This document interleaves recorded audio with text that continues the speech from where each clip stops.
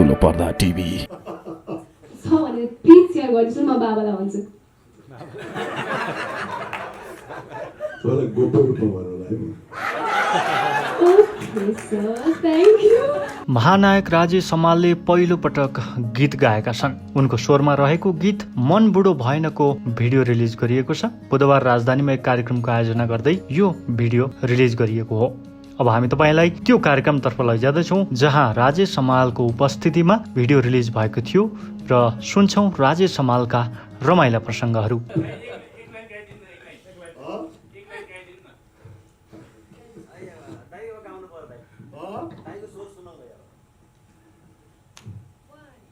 केटीको कहिले आउँछ तपाईँले गाउनुहुन्छ अब वर्डिङ्सहरू चाहिँ हेर्नु है त यो मुटुभित्र अड्केको माया अझै नि गएन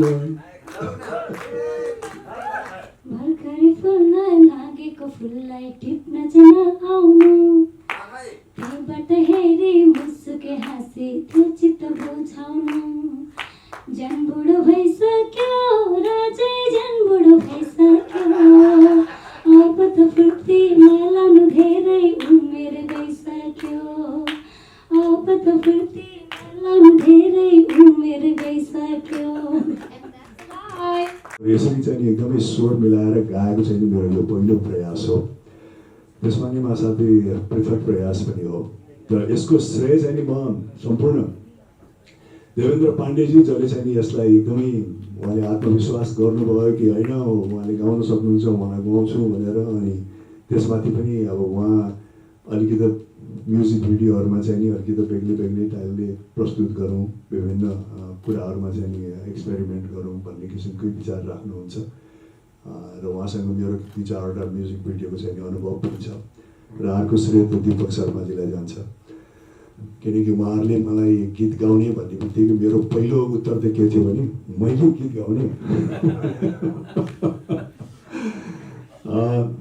हुन त त्यस्तै खराब स्वर त होइन मेरो म गीतको मामलामा चाहिँ मेरो पृष्ठभूमि कस्तो छ भने 5-6 क्लाससम्म चाहिँ म राम्रै गीत गाएछु कि जस्तो लाग्छ मलाई किनकि मेरो त्यो स्कुलमा म्युजिक क्लास हुन्थ्यो त्यो म्युजिक क्लासमा मलाई टिचरले जहिले पनि अगाडि राखेर गीत गाउन लाउँथ्यो क्या त्यहाँ त्यो सम्झिँदाखेरि सायद 5-6 क्लासमा चाहिँ मेरो आवाज ठिकै थियो कि जस्तो लागेको थियो तर 7-8-9 क्लास पुगेपछि त्यो आवाज कहाँ गयो त्यस पश्चात चाहिँ मेरो गाउने अनुभवै रहेन र त्यो गाउने सक्छु भन्ने एक किसिमको आत्मविश्वास पनि रहेन।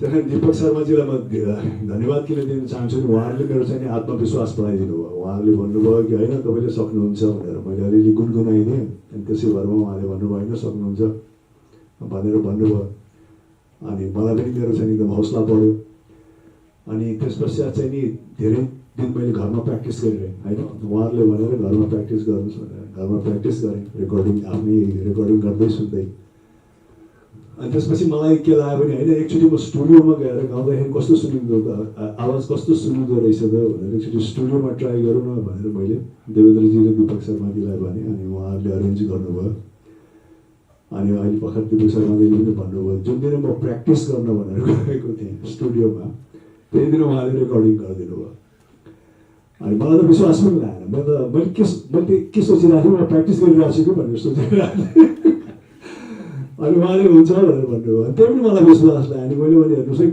यदि यो राम्रो छैन भने मलाई बोलाउनुहोस् म फेरि पनि आउँछु कुनै पनि टाइम भनेर भन्दाखेरि होइन उहाँहरूले ठिक छ भनेर भन्नुभयो अनि केही दिनपछि त ठिक छ यो भनेर पनि भन्नुभयो होइन त्यस कारण खुसी लागिरहेको छ अब यस्तो उहाँहरू एकदमै कलिलो उमेरको भए पनि एकदम दिग्गज गायिकाहरू हुनुहुन्छ होइन बनिसाजी एलिनाजी उहाँहरू जस्तो एकदम पोख्त गायिकाहरूको साथमा चाहिँ गाउने मौका पाइरहेको छु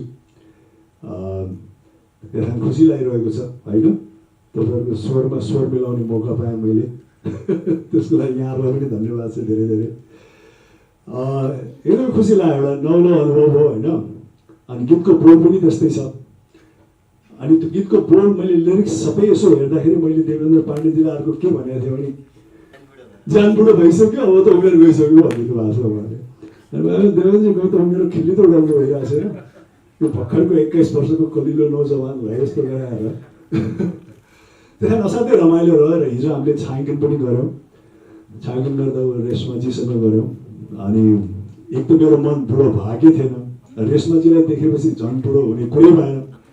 सरसँग काम गर्नु भनेको मेरो भाग्यकै कुरा हो। सानैबाट हेरेको जस्ताको त्यस्तै हुन्छ सर, केही चेन्जेस छैन, केही नै चेन्जेस छैन सर। यो के राज हो सर, यसमा के राज छ भने प्लिज सेयर गरिदिनुहोस् न, म बाबालाई भन्छु। तपाईँलाई गोप्य रूपमा भन्नुलाई ओके सर, थ्याङ्क यू। गीतको शब्द अलिकति पृथक छँदैछ होइन। सुरुमा मलाई शब्दसँग चाहिँ नि थिएन, गुनासो थिएन, तर म आफैले गाउन सक्छु कि सक्दिनँ भन्ने चाहिँ नि एउटा कौतुकता चाहिँ नि थियो। त्यसमा चाहिँ नि एउटा प्रश्न चिन्ह नै थियो। त्यसरी मैले बार सोधिरहेँ, देवेन्द्र पाण्डेजीलाई पहिला सोधिरहेँ। अब देवेन्द्र पाण्डेजी एकदमै साङ्गीतिक क्षेत्रकै नभएको कारणले दीपक शर्माजीसँग चाहिँ नि भेट्छु म। उहाँसँग चाहिँ नि उहाँको कतिको आत्मविश्वास छ मप्रति मेरो आत्मविश्वास भन्दा पनि उहाँको मप्रति कतिको छ भन्ने एकचोटि हेर्छु, जान्छु भनेर हामीहरू 2-4वटा सेटिङ गऱ्यौँ। अनि त्यसपछि उहाँहरूले मेरो हौसला बढाइदिनु भयो। अनि हौसला बढाइदिइसकेर सङ्गीतकारले हौसला बढाइदिने, म्युजिक भिडियो डाइरेक्टरले हौसला बढाइदिने। त्यसपछि त मलाई लाग्यो कि म त एकदम भयङ्करै गायक रहेछु जस्तो लाग्यो। विशेष गरी राजेश हमाल जस्तो कन्ट्रोभर्सीमा होस् अथवा अलिक भाइरल मान्छेहरूसँग पनि नाच्नको लागि रेडी हुनुहुन्छ होइन, पछाडिको लागि सोच्नु हुन्छ या हुन्न होइन, भोलि के भन्ला दर्शकले भन्ने, अब म स्वर भ्याउँछु कि भ्याउँदिनँ भनेर रेडी चाहिँ हुनुहुन्छ। नयाँ प्रयोग गर्नका लागि चाहिँ अलिक तपाईँ अगाडि सर्ने हो, नयाँ प्रयोग गर्नबाट त म हिचकिचाउँदैन, किनकि लाइफमा तपाईँले अलिअलि रिस्क उठाउनु भएन भने के लाग्यो होइन। आफूले गर्न सक्ने चिज त गर्न सकिहालिन्छ नि, त्यसमा त आफूलाई पूर्ण आत्मविश्वास हुन्छ। जुन अलिकति आफूलाई कता कता आत्मविश्वास नभएको, अलिकति चुनौती लाग्ने कुराहरू गर्दाखेरि पो मान्छेले चाहिँ अझ त्यसमा मेहनत गरौँ, अझ त्यसलाई चाहिँ नि गरेर देखाउँ भन्ने किसिमको चाहिँ नि ऊ हुन्छ, सोचाइ हुन्छ। त्यस कारण हो। त्यसपछि अबका अफरहरू स्वीकार्नुहुन्छ कि यही टिम बाहेक अरू टिमबाट आउन सक्छ अफर? हेर्दै जानुहोस् के हुन्छ, यो त सुरुवात हो। साथीहरू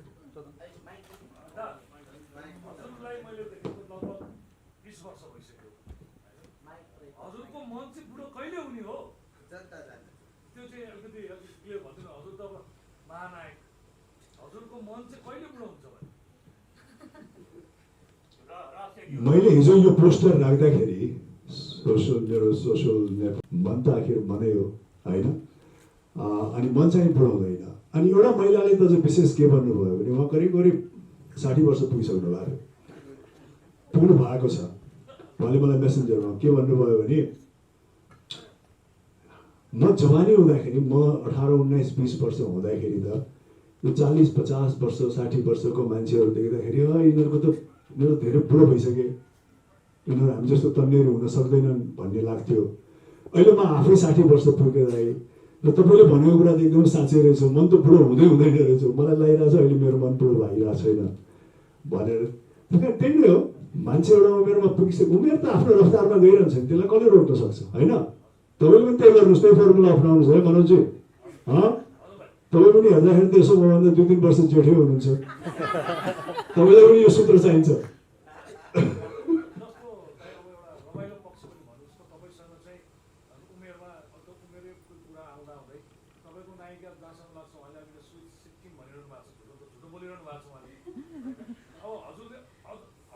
मन बुढो हुँदैन भन्दै अझ त्योभन्दा पनि उमेर कम उमेरको अभिनेत्रीहरूसँग चाहिँ अभिनय गर्दै जाने हो कि? उहाँले स्विट 16 भन्नुभएको सरासर झुट नभन्नुहोस् न, सरासर झुट नभन्नुहोस्। मैले भने नि उमेर एउटा रफ्तारमा जान्छ, तर उहाँले के महसुस गर्नुहुन्छ, के फिल गर्नुहुन्छ। यदि उहाँले 16 फिल गर्नुहुन्छ भने त्यो सत्य भइहाल्यो नि, किनभने उहाँले झुट बोल्नु भएको छैन, किनकि उहाँले फिल गरिरहनु भएको छ स्वरको। जस्तो कि म फिल गर्छु म 21 को, म कहाँ झुट बोलेको छु र होइन। अब एक्चुअली जोगनमा होइन, अब हामी विशेष गरिकन कलाकारहरू हौँ, सृजनशील व्यक्तिहरू हौँ। मेरो विश्वास चाहिँ के छ भने सकेसम्म आफ्नो यो कला यात्रामा चाहिँ मान्छे प्रोडक्टिभ भइरहनुपर्छ, उत्पादनशील भइरहनुपर्छ होइन। अब ढिलो चाँडो उमेर त एक ठाउँमा गएर चाहिँ नि तपाईँलाई चाहिँ नि एहसास दिलाइहाल्छ होइन। तर त्यो हुँदाहुँदै पनि मलाई के लाग्छ भने जबसम्म गइरहेछ यात्रा तबसम्म व्यक्ति चाहिँ नि विशेष गरिकन कलाकारहरू र अन्य व्यक्तिहरू पनि प्रोडक्टिभ चाहिँ नि भइरहनुपर्छ होइन, उत्पादनशील भइरहनुपर्छ, के गर्न सकिन्छ त्यही नै हो।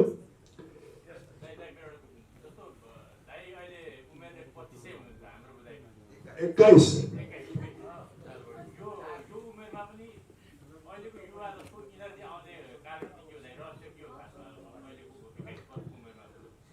मैले अस्ति एउटा केमा भनेको थिएँ कि मान्छे कहिले पनि कोही पनि व्यक्ति आफ्नो उमेरभन्दा कम त हुनै सक्दैन, त्यो सम्भवै छैन।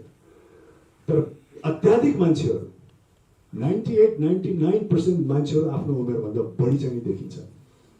त्यो चाहिँ नि जीवनशैली, खानपिन, वातावरण, मान्छेको चाहिँ सोचाइ, मान्छेको भोगाइ, त्यो सबैले गर्दाखेरि प्राय जसो मान्छेहरूलाई चाहिँ नि आफ्नो उमेरभन्दा चाहिँ नि बढी चाहिँ देखाउँछ। तर आफ्नो उमेरभन्दा कम चाहिँ कोही व्यक्ति देखिनै सक्दैन। तर कोही व्यक्ति चाहिँ नि अब त्यही किसिमको स्ट्रेस लिँदैन, त्यही किसिमको खानपिन अपनाउँछ, त्यही किसिमको अनुशासनमा रहन्छ, या अलिअलि अब शरीरलाई हाम्रो शरीरलाई चाहिँ शारीरिक व्यायाम पनि चाहिन्छ, अलिकति शारीरिक हिसाबमा चाहिँ हामीले दुःख पनि दिनुपर्छ। यदि हामीले पुर्खाहरूको हेऱ्यौँ भने त हाम्रो जीवनशैली भनेको त बिहान उठेबाट केही न केही शारीरिक कुराहरू गर्ने हो। तर अहिलेको आधुनिक जीवनमा त के भइरहेछ, हामी कुर्सीमा बसेर पनि आफ्नो जीवन चाहिँ नि यापन गर्न सक्छौँ। गाडीमा बसेर हामी जान्छौँ, कुर्सीमा बस्छौँ र आफ्नो जीवन यापन गर्न सक्छौँ। त्यसले गर्दाखेरि हाम्रो शारीरिक व्यायाम पनि मलाई एकदम धेरै खुसी लागिरहेको छ। अघि सुरुमा पनि भने म त छक्क परिरहेको थियो कस्तो गाउनुहुन्छ र मैले आफूले गाउनुभन्दा पनि पहिला सुनौँ न दादाले चाहिँ कस्तो गाउनु भने स्टुडियोमा दादाले गाएको सुनेको थिएँ क्या। अब कहिले सुनेको कहिले अब थाहा थिएन नि त गाउनुभएको, अनि झन् अब म आफैले गाउनु पाउँदा झन् एकदम। रेशमाजीलाई सोधौँ न, तपाईँ राजेश दाइसँग नाच्दै गर्दा तपाईँले राजेश हमाललाई कति वर्ष हेरेर महसुस गर्नुभयो, कति वर्षको महसुस गरेर नाच्नुभयो तपाईँ होइन? राजेश दाइमा त्यो जुन गीतले भन्छ राजेश दाइ बुढो हुँदै जानु भएको, तपाईँले भन्नुहुन्छ म बुढो भएको छैन भन्नुहुन्छ। तपाईँ चाहिँ ओभरअल सुटिङ गर्दा राजेश दाइ चाहिँ कस्तो पाउनुभयो? राजेश दाइ साँच्चै बुढो हुँदो रहेछ कि दाइ मैले आफै भने द्याट्स अ लाइ। जब त्यो मन बुढो भइसक्यो भने चाहिँ मैले आफैले भनेर लाइक लिपसिङ गरिरहेको थिएँ नि, त्यतिखेर मैले आफै सरलाई भनिरहेको थिएँ कि सर द्याट्स अ लाइ, सर हजुर एज देख्दैन, हजुर बुढो भएको छैन भनेर भने गरिरहेको हुन्थेँ। यस अफ कोर्स पुरै झुटो। जसरी सरले आफ्नो स्टामिना त देखाउनु भयो नि त्यो डान्स गर्दाखेरि, त्यो हेरेर चाहिँ हुन्छ नि वाट खतरा थियो भन्न खोजेर कहाँ हाँस्दिएर। उत्सवजी स्टामिना भन्ने बित्तिकै तपाईँ हाँस्नु उत्सव त्यो छिटै बुढो हुनुहुन्छ जस्तो छ अब चाहिँ। एनिवेज मलाई एकदमै रमाइलो लाग्यो, खुसी लाग्यो उहाँसँग सहकारी गरेर काम गर्दा। सानैदेखि नै देख्दै आएको, अघि पनि मैले भने अहिले पनि त्यस्तै नै हुनुहुन्छ। So thank you so much, thank you Devendra sir. त्यही हो, खुसी लाग्यो। हजुर हजुर भन्नुहोस्।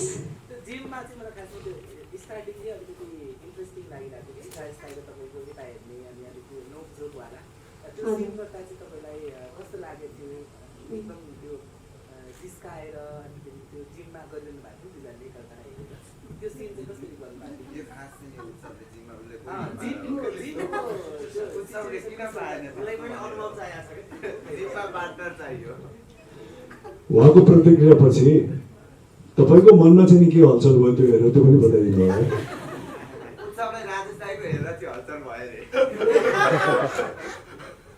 त्यो त हुनसक्छ। यस्तो हो, मलाई सरले त्यो जुन डम्बल उठाइराख्नु भएको थियो नि होइन, त्यो देखेर मैले चाहिँ किन सक्दिनँ जस्तो फिल भइरहेको थियो। त्यो मेरो त्यो जुन वेटै थिएन कि त्यसमा चाहिँ गरिरहेको थिएँ। सरले त्यो पुरा एनर्जी दिएर गरेको देखेर चाहिँ मलाई खतरा लागिरहेको थियो। मलाई काश मैले पनि सक्यो जस्तै एनर्जी भएको भए हुन्थ्यो जस्तो लागिरहेको थियो। प्लस देवेन्द्र सरले पनि त्यहाँनिर डेमो दिनुभएको थियो, अनि कम्पेरिटिभली चाहिँ देवेन्द्र सरले चाहिँ 1 2 3 4 हुनुभयो। सरले चाहिँ 100 भन्दा बेसी गर्छु होला।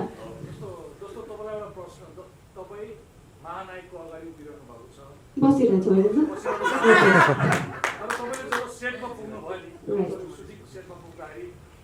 मनभित्रले कतिको रेस्पेक्ट र उहाँको देख्न बित्तिकै तपाईँले रेस्पेक्ट कसरी कस्तो भावना आयो टु बी अनेस्ट हजुरलाई त्यहाँ बसेर सरलाई हेर्दा कस्तो रेस्पेक्ट आउँछ त्योभन्दा 2 गुणा बढी आयो मलाई किनभने मैले सानैदेखि मेरो त्यो मुभी एक्टिङमा एकदम किरासरी होइन म चाहिँ सरको त्यो मुभी हेर्दाखेरि पनि सोचेको थिइनँ क्या यसरी म्युजिक भिडियो सरसँग गर्न पाउँछु भनेर सो त्यहाँदेखिको जुन कौतुकता थियो राजेश सर कस्तो अमेजिङ त्यसमा त कुनै डाउटै छैन हजुरले पनि हेर्नुभयो स्क्रिनमा होइन उहाँको मुभ एकदमै राम्रो छ उहाँलाई कोरियोग्राफ पनि चाहिँदैन टु बी अनेस्ट त्यही हो देवेन्द्रजीले चाहिँ एउटा प्रश्न के गर्नुभएको थियो भने त्यो हामी नाचेको चौरमा 2-4वटा खाल्टो थियो क्या अनि दाइ तपाईँको पहिला पनि यहाँ सुटिङ थियो भनेर सोध्नुभयो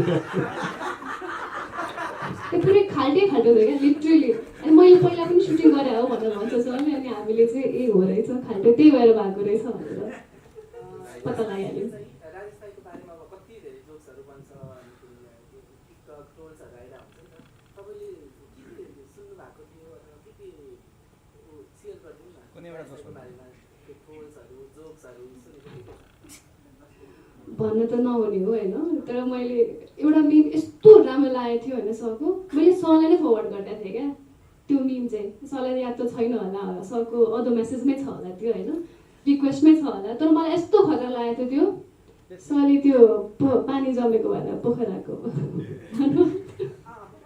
खतरा लागेको थियो त्योभन्दा बाहेक पनि अरू थुप्रै छ सरको धेरै छ थाहा होला हजुरलाई पनि धेरै सिनियर एक्टरहरूसँग काम गरिसक्नु भएको छ हजुर राजेश दाइ जस्तो 21 वर्षको जवानसँग काम गर्दाखेरिको त्यो कस्तो भिन्नता चाहिँ के हुनु त्यो भन्नाले भनेको काम गराइमा कि हजुर अरूहरू राजेश दाइसँग काम गर्दा जस्तो डिसिप्लिन हरेक कुरामा खानादेखि लिएर उहाँको आफ्नो जुन टाइम स्केड्युल छ त्यो देखेर चाहिँ हुन्छ नि मैले पनि आफूलाई ट्रन गरिसकेको लाइक म पनि अब सर जस्तै हुन्छु होला लाइक नट यो महानायक थिङ मलाई चाहिँ सरको जुन स्केड्युल छ नि त्यसलाई फलो गर्नु छ सरको डाइट जुन छ सरको हिजो मैले देखेँ सरले टाइममा एकदम टाइममा खानुहुँदो रहेछ सरको जुन त्यो स्ट्यामिना भने मैले अघि होइन सरको जुन त्यो जिम गर्दाखेरिको पावर छ हो त्यस्तो मेरो पनि एक दिन हुन्छ होला मैले कन्टिन्युटी दिएँ भने सरले जस्तै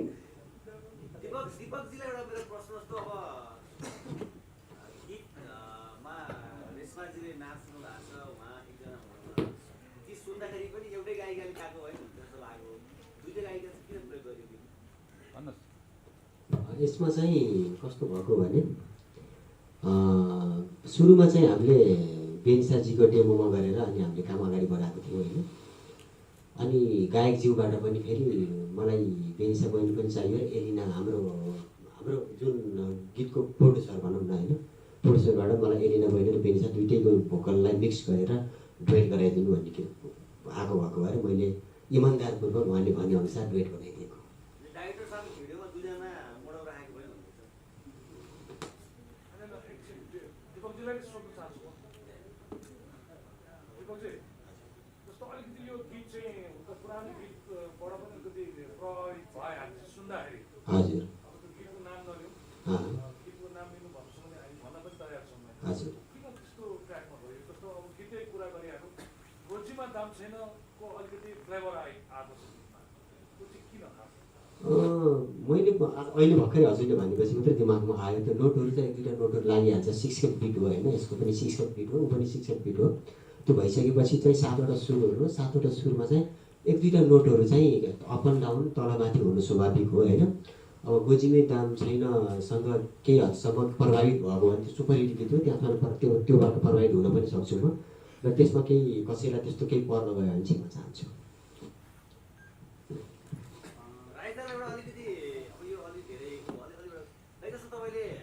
लकडाउनपछि केही म्युजिक भिडियोहरू खेल्नुभयो कतिपय म्युजिक भिडियोहरूमा एकदमै दाइको तारिफ पनि भयो कतिपयमा ट्रोलहरू पनि भयो राजेश दाइ महानायकले यस्तो भिडियो नखेलिदिएको भए हुन्थ्यो भन्ने खालका ट्रोलहरू पनि आयो दाइलाई त्यस्तो महसुस हुन्छ कहिलेकाहीँ भिडियोमा खालको कमेन्टहरू आउँदाखेरि चाहिँ यो भिडियो चाहिँ मैले नगरे भए हुन्थ्यो कि भन्ने नगरे भए त हुँदैन किनकि हरेक काम चाहिँ नि अनुभव नै हो आफूले जानी नै गरेको आफूले नै निर्णय लिएर गरेको त्यस कारण नगरेको भए त हुँदैन। तर आफूले गर्ने कामहरू अब कुनै असाध्य रुचाइन्छ, कुनै अलिकति कम रुचाइन्छ, त्यो त भइहाल्छ नि। त्यो त कला यात्रामा यतिका वर्ष गर्दै हेरेको छु। कुनै कुराहरू असाध्य उत्कृष्टका साथ स्वीकार्य हुन्छ, कुनै कुरामा चाहिँ केही गुनासोहरू हुन्छ, रिग्रेट चाहिँ हुँदैन।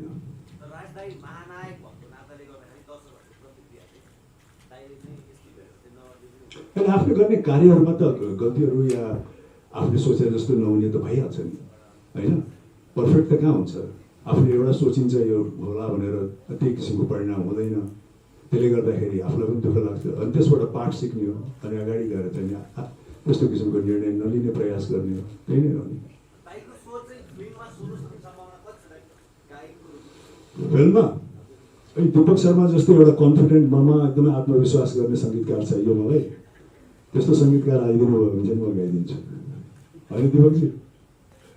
दिपकजीले त गाउँछु भनेर जानु पनि पर्दैन रहेछ। रिहर्सल गर्न जान्छु भनेपछि चाहिँ मेरो रेकर्डिङ हुँदैन।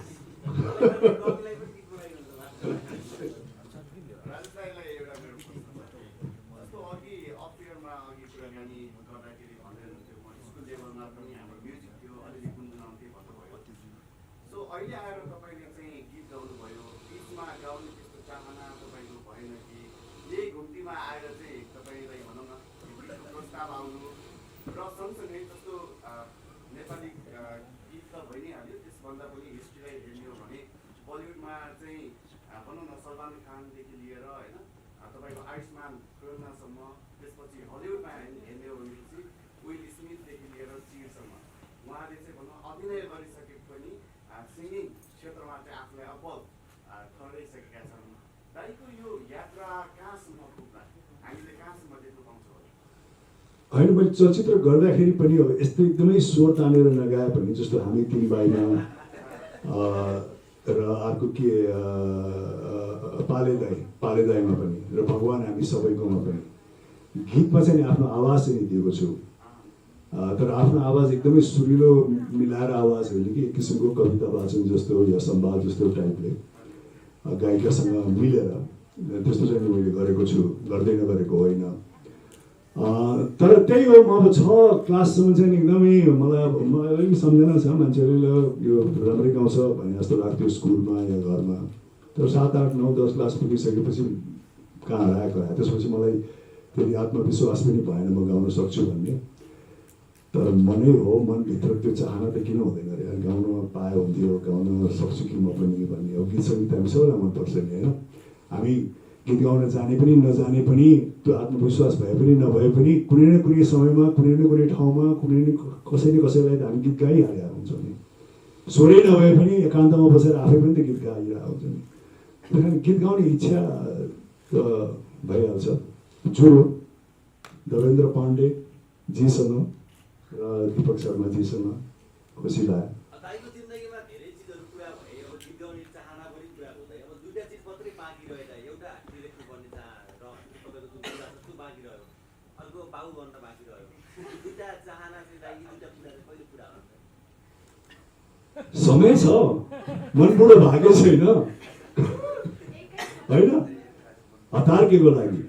फेरि भनिन्छ नि, हिन्दीमा भन्छ नि, जब देता है तो छप्पड़ फाड़ के देता है भने भइसकेपछि एकैचोटि 4वटा हुन्छ कि के थाहा।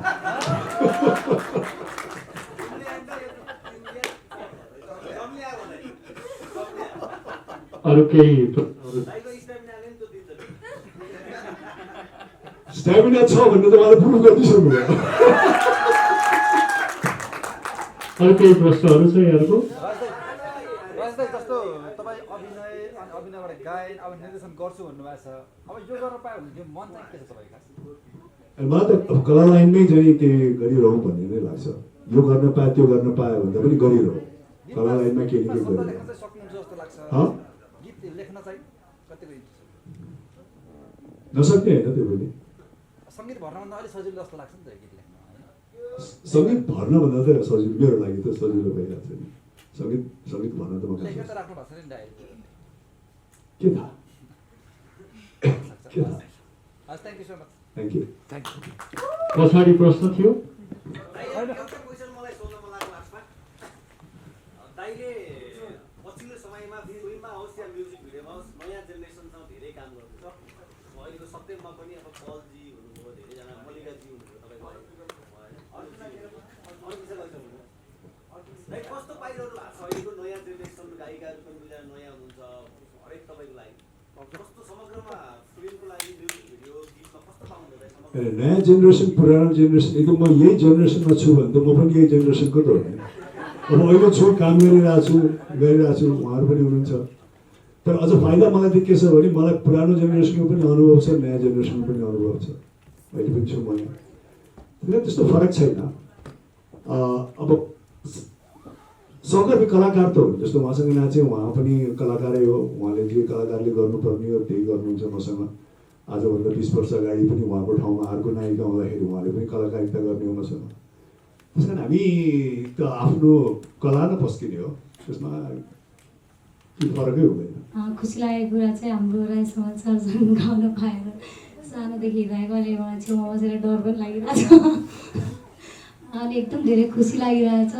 अब अरू त के भन्नु यो केटी स्टार्टिङ नै मलाई चाहिँ एकदम मैले अकल्पनीय कुरा भयो कि देवेन्द्र सरले यो टाइपले एउटा प्लानिङ गरौँ भन्ने हिसाबले देवेन्द्र सरले भनिसकेपछि हामीले एउटा लेभल नेपालकै हिसाबले हेर्ने हो भने त त्यो एउटा एक्टरको हिसाबले त लेभल क्रस हो नेपालमा त। अब त्यो चिज चाहिँ हामीले एउटा गीतमा सरलाई कसरी हामीले त्यो गर्न सक्छौँ मैले अब त्यो सबै देवेन्द्र सरले भनिसकेपछि नि म टुवा परिरहेको थिएँ। त्यही पनि देवेन्द्र सरले दादासँग कुरा भइसकेपछि चाहिँ उहाँले चाहिँ शुभ संसार सुनाउनु भयो मलाई। दादाले इन्ट्रेस्ट देखिसकेको छ एउटा गरौँ भनेपछि बल्ल हामी दादासँग प्र्याक्टिसको लागि बस्यौँ, धेरैचोटि बस्यौँ होइन। अनि यसको रेकर्डिङ पनि एकदमै अकल्पनीय भएको छ एकदम अकल्पनीय भएको छ यसको रेकर्डिङ। गिटारमा युकुलेलेमा हामी बाहिर बसेर प्र्याक्टिस गरेका थियौँ।